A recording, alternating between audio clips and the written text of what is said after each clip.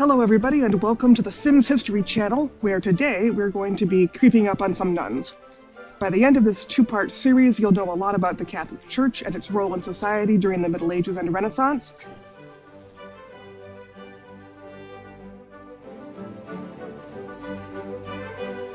We'll be going back to 17th century France to follow some nuns as they search for properties to turn into a convent school, which was a completely new kind of school at the time.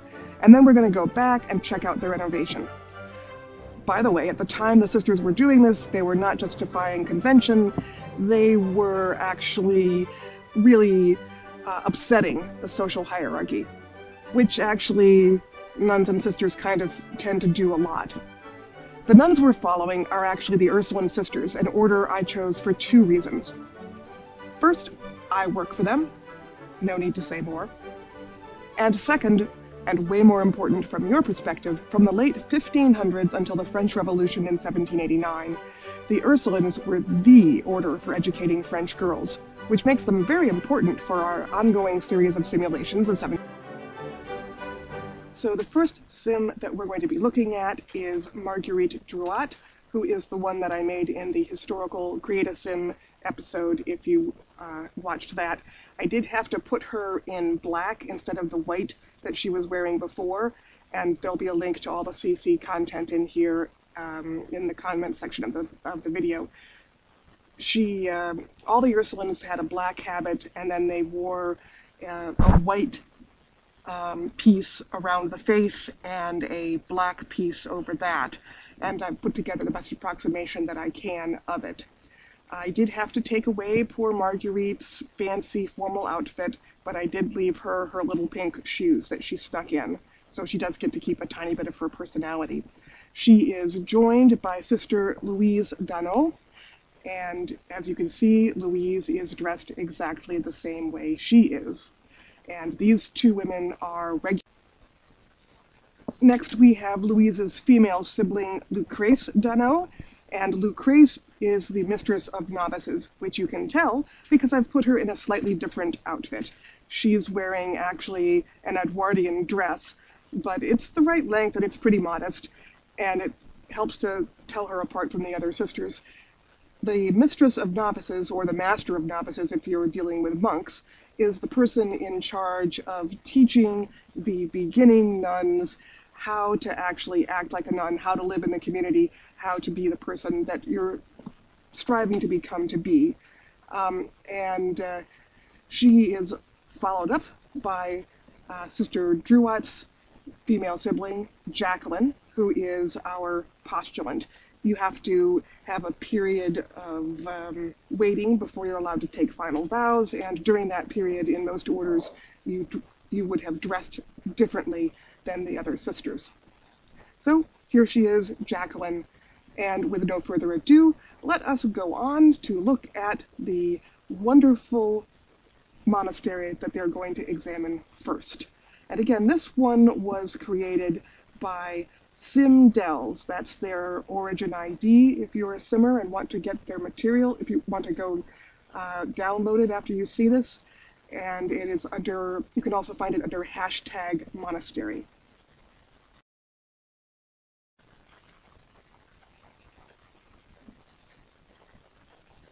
So here it is. And as you can see, it is quite lovely. It is large. It sits on a 50 by 50 lot. So simmers don't have very many of those to work with, but you can see it has the church attached, quite a large one. It has a beautiful little garden there because medieval monks would have had an interior garden.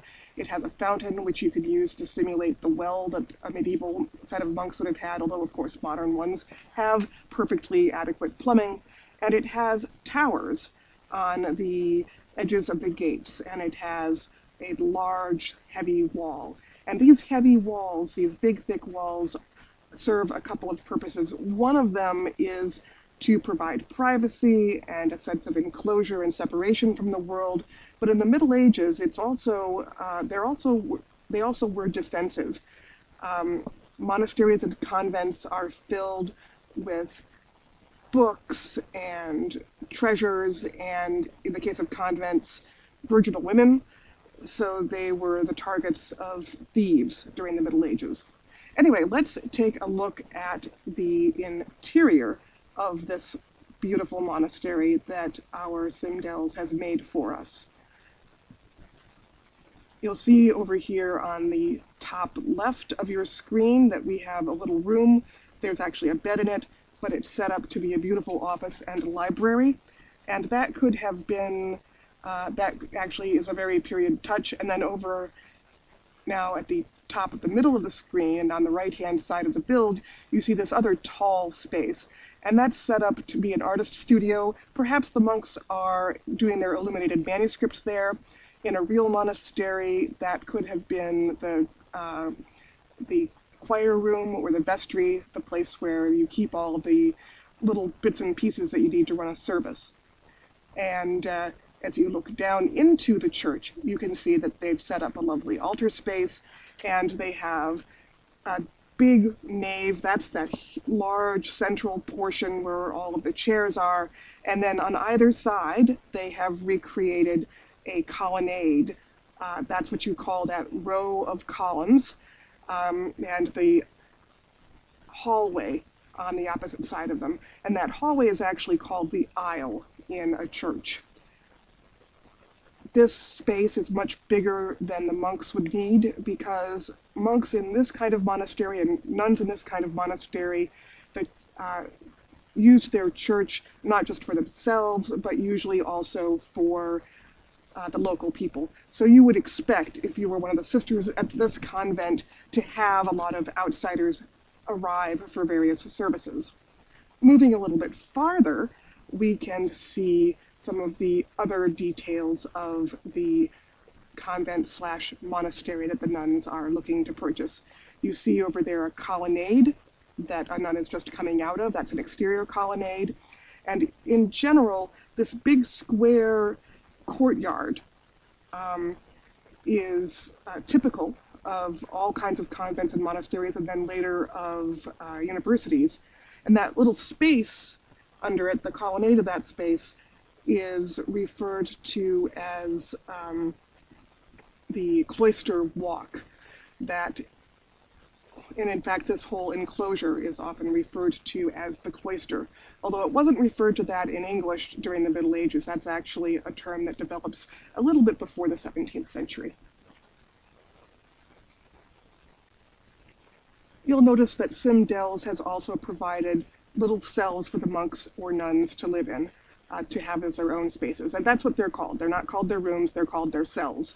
The two big ones on the right are what actually come with the download, and then I did modify these four a little bit. I took two of the big ones and I turned them into four little ones so that you could see a more realistic size for cells. In this case, Simdells hasn't made them that tiny, probably because you can only fit 8 Sims on a lot, and they've already, even with only having 5 beds in the original build in that section, got as much space as they have as you can possibly use for any Sim. But you see what the cell looks like. You get a bed and you get a dresser.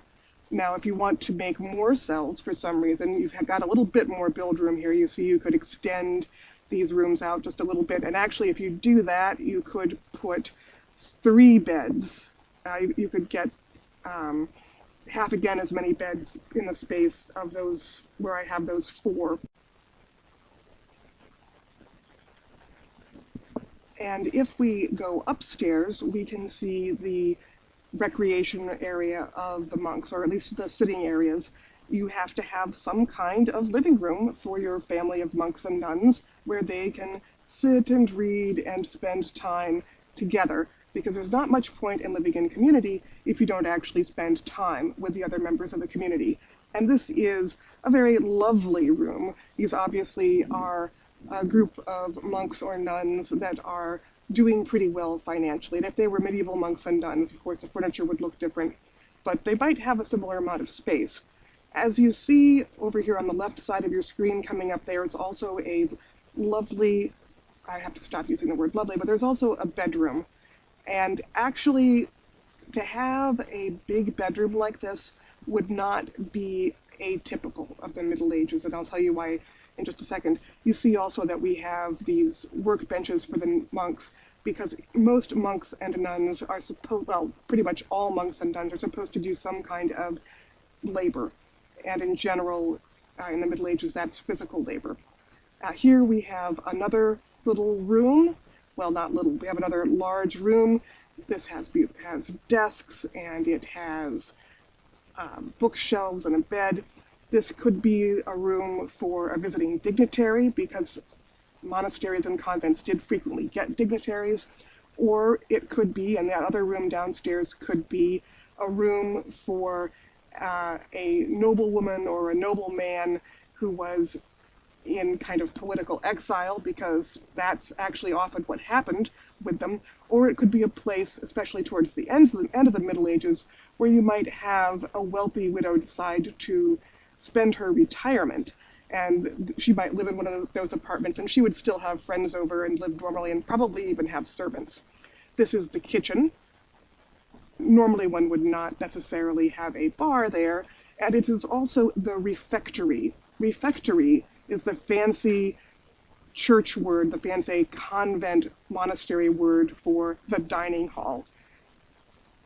Just as hanging out together in the communal room is important, so also is eating together. And in fact, what really makes you a religious community is that you eat together and you worship together. There is one additional feature to this build that SimDells has given us that I think many simmers will really enjoy, and that is this long, broad secret passage to get out.